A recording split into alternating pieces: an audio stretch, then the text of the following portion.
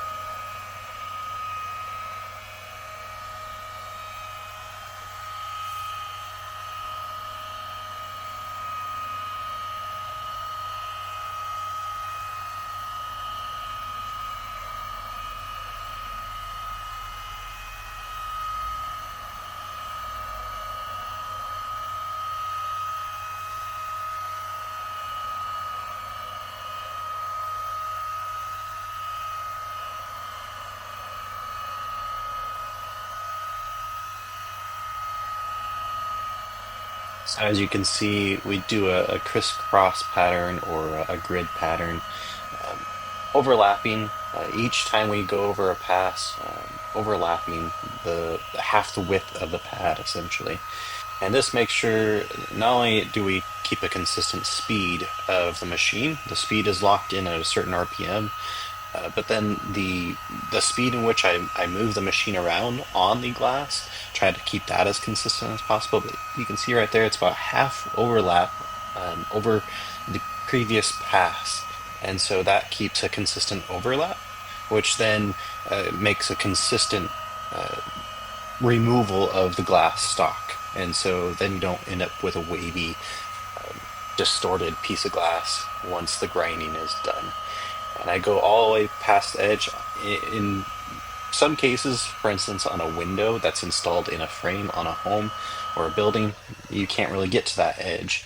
In this case, though, because it's not installed in anything, sure, it is tempered glass, but we're not grinding that edge super deep. Um, so as you can see here, there's some scratches still in the glass because they're very deep. So we're going to get all those out, though. You'll see by the end that there is zero scratches left. I'll get some nice close-ups.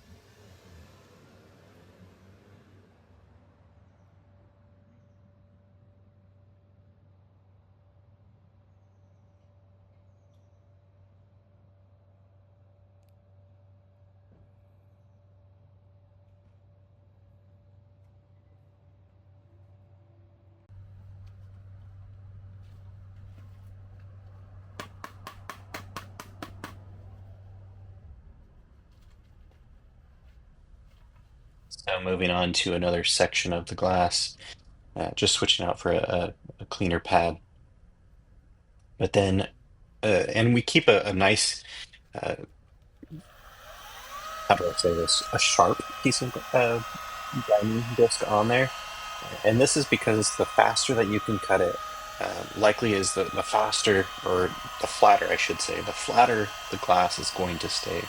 If you're struggling, having to really push on the glass to get it to cut at this phase of the repair, if you have to push really hard on it to get it to grind, then you're going to be changing the optic of the glass. You're going to put distortion in it. So lighter pressure, using just basically just touching the glass, not really pushing on it at all, and then letting the disc itself, the grinding disc, do the majority of the work, and removing that stock of glass, getting to the bottom of that scratch. If you think of a scratch in a piece of glass, it's like a valley in the middle of or a crevice in the middle of a plain field, right?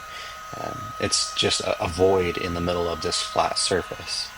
Sure, it's not much of a void, but it is a void, and so we're just trying to get the entire surface completely level at the same time, drop it down so everything's to the bottom of those scratches as far as the final surface of the glass.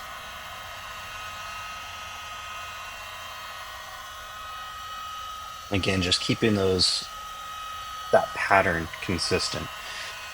As long as you keep consistent overlap, consistent speed of the machine, consistent keeping the machine flat, of course, the grinding disc flat as possible. That'll all these things contribute to just a as hopefully as perfect as flat as possible um, for the end result.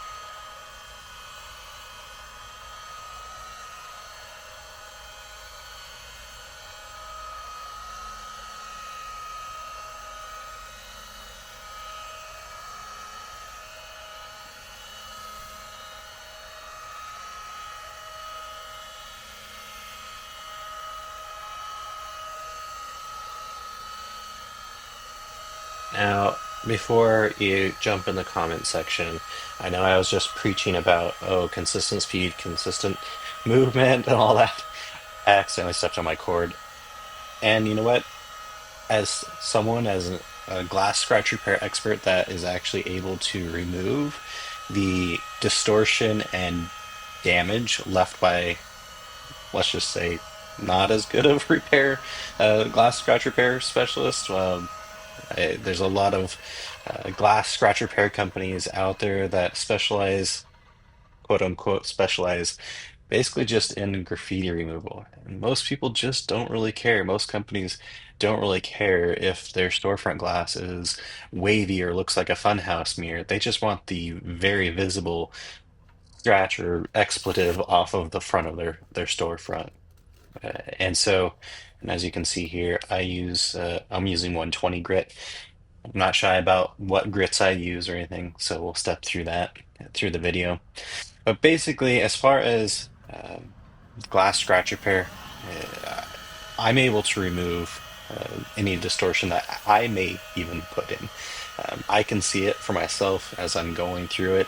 Oh, wow, I kind of messed up right there. I've have enough experience, enough time doing this that one, I know what to look for, but then I know how to fix it too.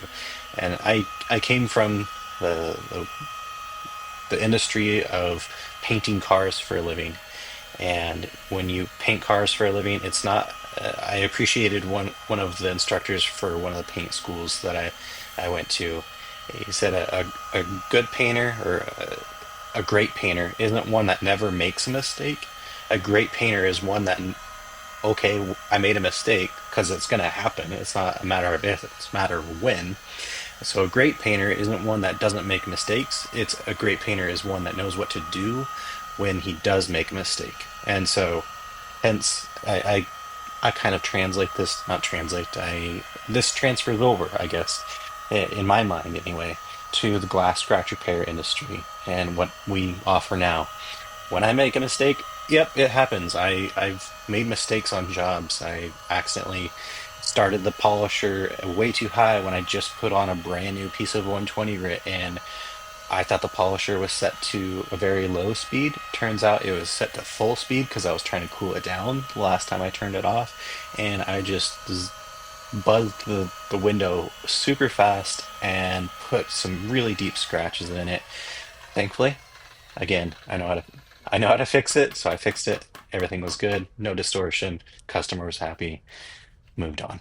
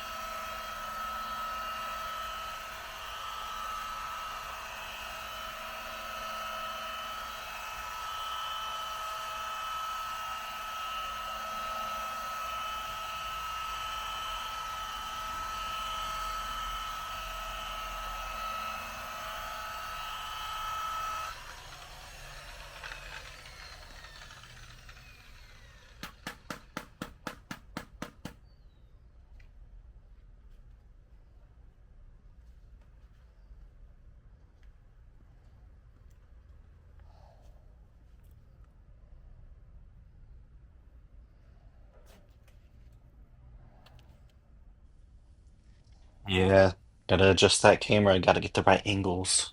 So just moving around, just make sure that hopefully you can see a little bit more of the process. The lighting's pretty terrible in hindsight, but I was trying to stay out of the sun and keep cool during that hot day. So yeah,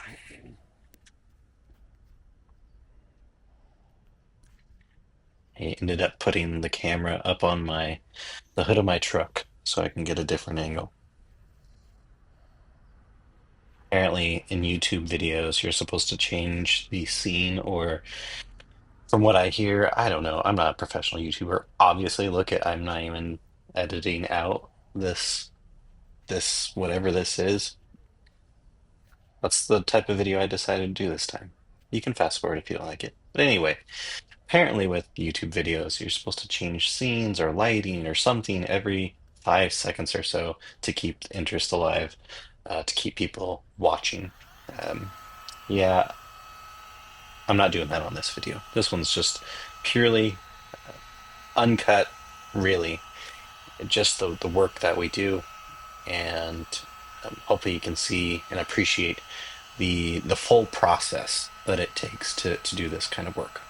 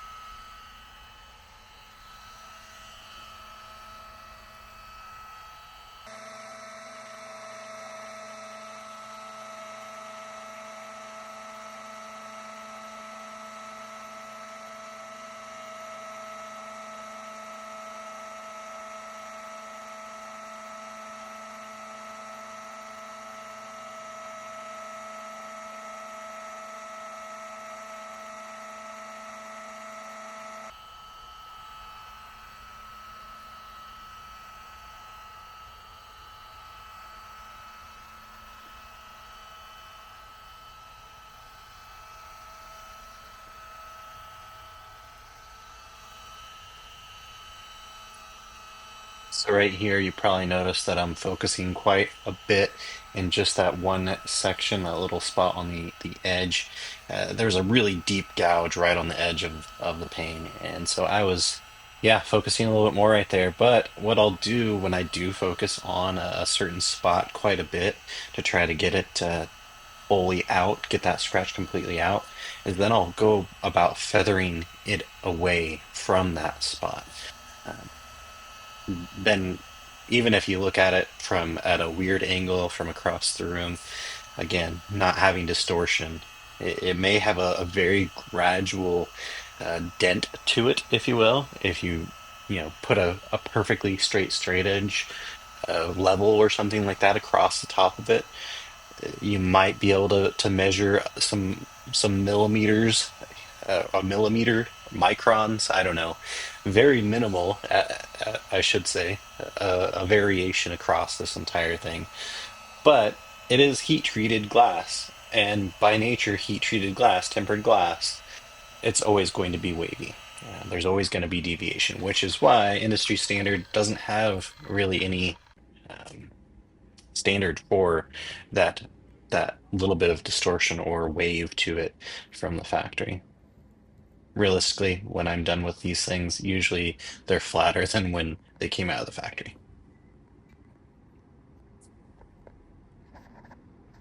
Here's just some close-ups of the glass. All the scratches are gone. Now what's left of on here, these are all just scratches that I put in the glass as far as from the sandpaper, the grinding discs. So now I'll move on to the next grit, starting to get rid of all of my scratches. So I switched over to a 6-inch disc instead of a 5-inch that I was using before. And so this will not only keep it nice and flat. So this is a 180 grit that I'm starting to use right here. But now I'm starting to get rid of, getting it closer and getting rid of those deeper scratches that I put in it with the 120 grit.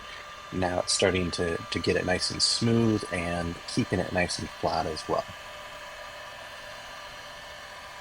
This disc that I'm using right here, the standing disc, it is a product by Mirka. It's a Abralon disc. Again, it's 180 grit. The previous disc that I used, the 120 grit, sometimes I use 80 as well. That those discs, they're thinner. They don't have a foam backing on it or anything like that.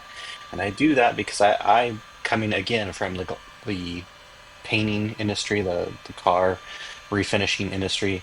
When you are trying to keep things flat, you need a hard block. Right? You need something that's going to keep the surface as flat as possible, not pliable. And so that's why I use a really thin, uh, heavier grit sanding disc for that initial grind, not only so that it cuts fast, but then it keeps it's hard, and so it'll keep it as flat as possible. When it's not completely flat, I will notice when I'm using that because the polisher wants to dart from side to side or top to bottom or something. So I will know for sure that I am not keeping it flat when I use such a thin disc that's not pliable, it's not flexing around the deviations of the glass or squeezing or squishing, I should say. And so right here, I just blew off some of the dust so I can see my progress. Use the polisher, the fan in the polisher to blow off some of that dust.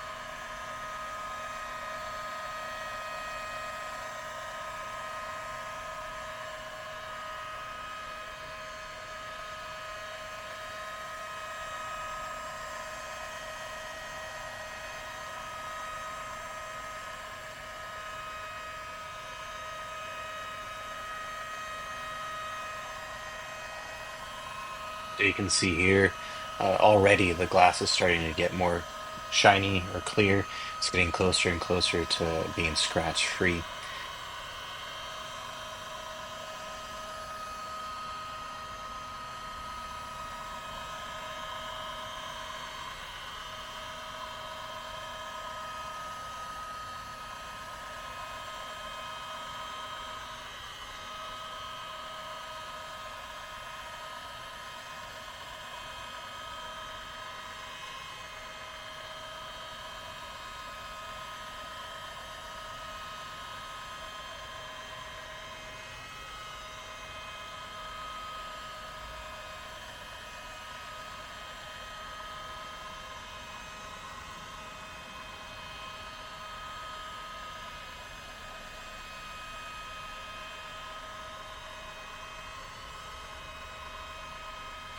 Likely you've noticed that when the pad goes off the edge of the glass, there's a burst of dust. That's the glass dust getting pulled off of the grinding pad, the grinding disc.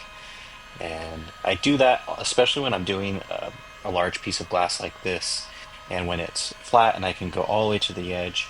I do that because one, it rounds off that edge of the glass so that it's not so sharp, for one thing. Less likely that the glass will get chipped because that edge is rounded off a little bit. But also it helps me out while I'm grinding because it cleans, it makes that sanding disc clean again. So it's not, the glass dust isn't built up as much on there. So then it can grind again. But sometimes like this, where it just gets too full of the glass dust, especially in the middle and stuff, then I'll pull it off. You'll see me knock it off, but I had to switch out for a new pad right here.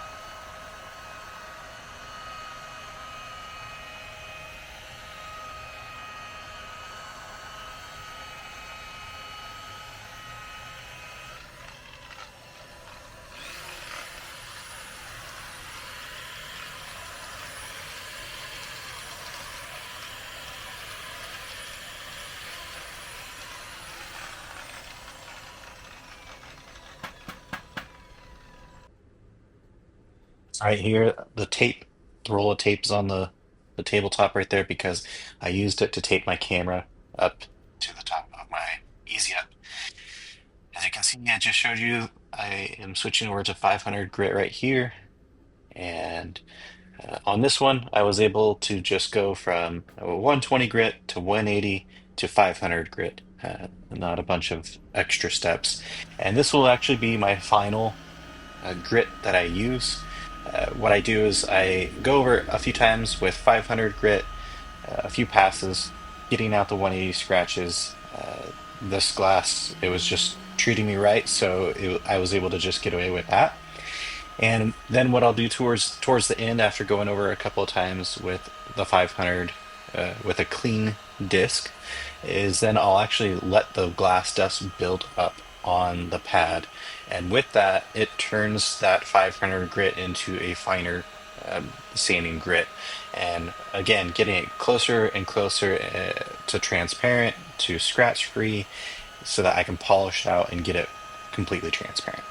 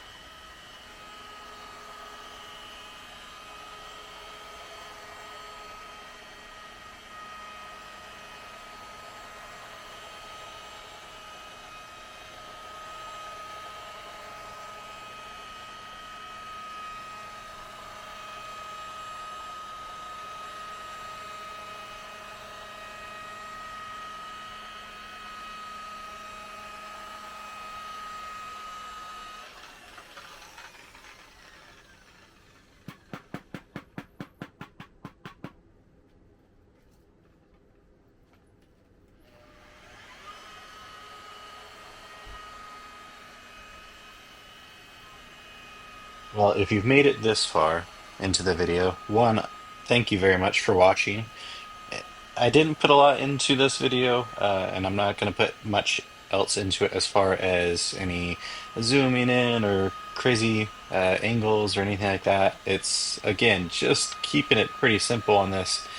But I do want to apologize though for I'm realizing as I'm doing the voiceover for this video that my microphone I'm just using my AirPod Pros, and turns out I should probably get if I'm going to be doing some YouTube videos and doing some editing, I should probably get a better mic. So hopefully I can make that better at least in the future. And also, of course, I'm gonna make different videos, different styles to see what sticks for this channel. In this one, sure, it's just pure, here's the work, and it's kind of monotonous. It could be boring, but I think that maybe for some of you out there, especially again, glass scratch repair experts, maybe it's not as boring for you because you're looking to see what I do different or see if I mess up or whatever the case may be. Uh, so, but we'll get some different videos going here for the channel with a little bit more uh, production to it, a little bit more better lighting, better audio, so on and so forth. Again, thank you for watching.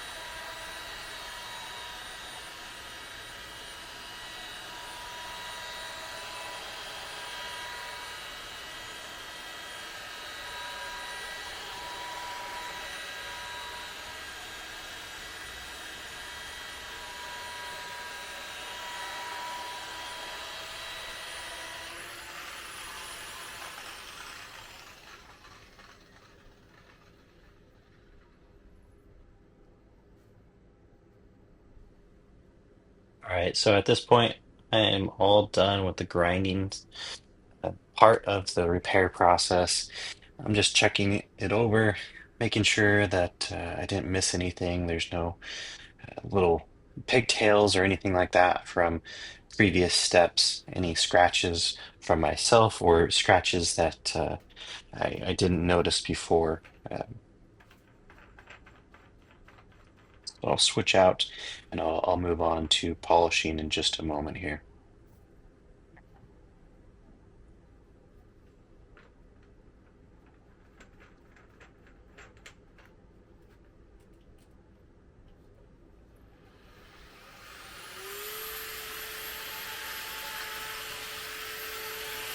Right here, I'm just getting all that dust off of the glass and cooling off not only my polisher, but cooling off the glass a little bit with some airflow over it.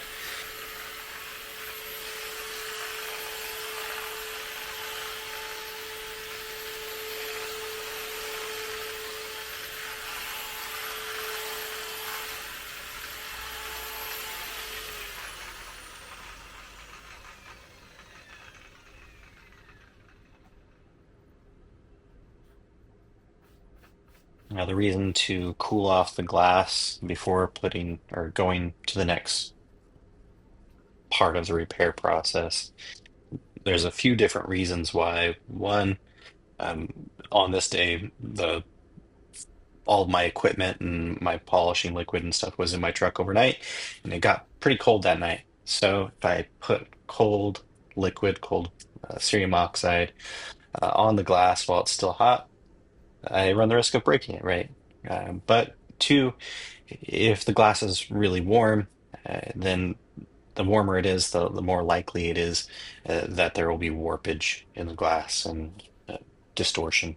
So we don't want that. So keep it nice and under, definitely under 180 degrees for sure. That's when starts to break, but definitely it distorts around that temperature. So uh, keeping it cooler, try to keep it below 120 when I'm working for sure. So right here, it's again cerium oxide with some other additives in the water as well. And I just move it around a little bit, get it spread out a little, but then I will end up uh, putting some pressure on it and then letting the machine and the felt disc do its job. And you can already see that it's starting to really make it transparent again, clearing it right up, and making it look like brand new. I should have used a different table though, one that doesn't have paint from one of the projects at home. I don't usually do a lot of pieces of glass, a lot of repairs where the glass I have to move it or anything like that. Most of our repairs are actually on buildings and they just stay on the building. They stay installed. In the case of this desktop or display case top, it was actually in between almost two desks and then stepped down. And so it had a kind of a frame of two desks on either side that were wood. And on top of it, it's not like it was sealed in the top of the display case. And so any of that dust that, as you can see, is all over the ground below my feet, that white dust, and that could have gotten into the display case. And I don't want to have to clean up every little nook and cranny of that display case. So take it outside. um, I just had the shop owner keep the door open for me, hold the door open for me, and I just picked up the entire pane, walked it out, and put it on top of my folding table out back behind their shop.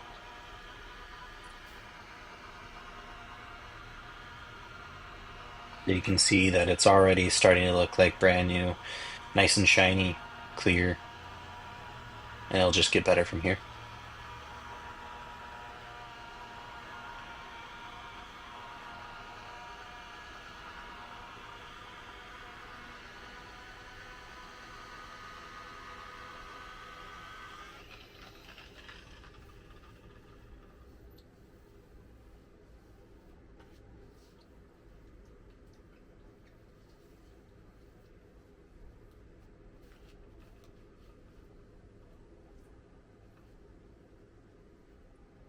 So right here, what I'm going to do in just a moment, I'm going to use the flashlight on my phone, and you'll see in just a second. And that's just because I have the shade canopy, the easy up over the top of me. I want to just do a quick check, making sure I am on the right track. Do a quick check. Okay, yes, everything's looking good. We're on track for a beautiful repair. And if there's any little scratches or maybe some haze from not getting out some of the heavier grits out first, I want to know this now before I move on to more polishing.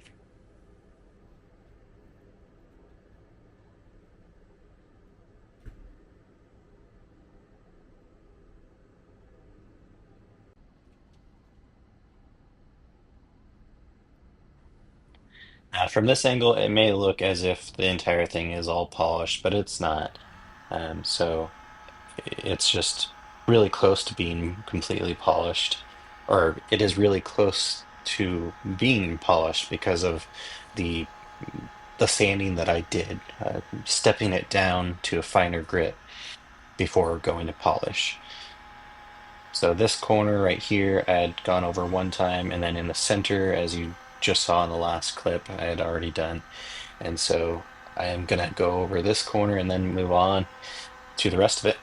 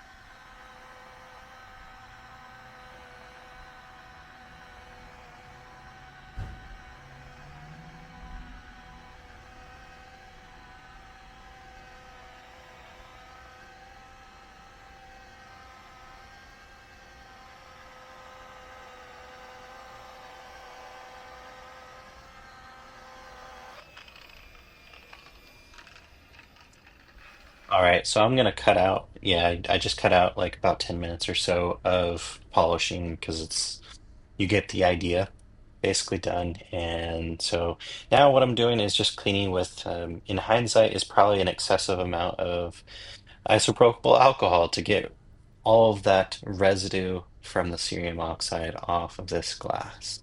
And then in just a little bit, we'll see what it looks like, fully inspect it. Once all that residue is off, it's completely clean, then we'll take a really good look at it.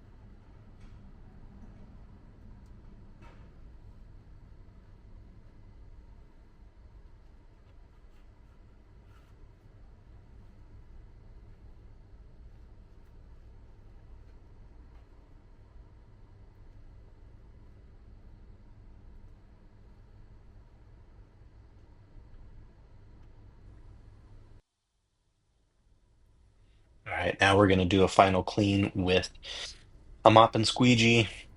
Just get it nice and wet, soapy.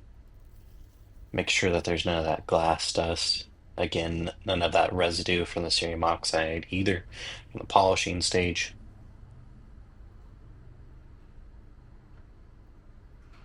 Yes, that is a weed sprayer with soapy water in it. Hey, it works, so don't knock it.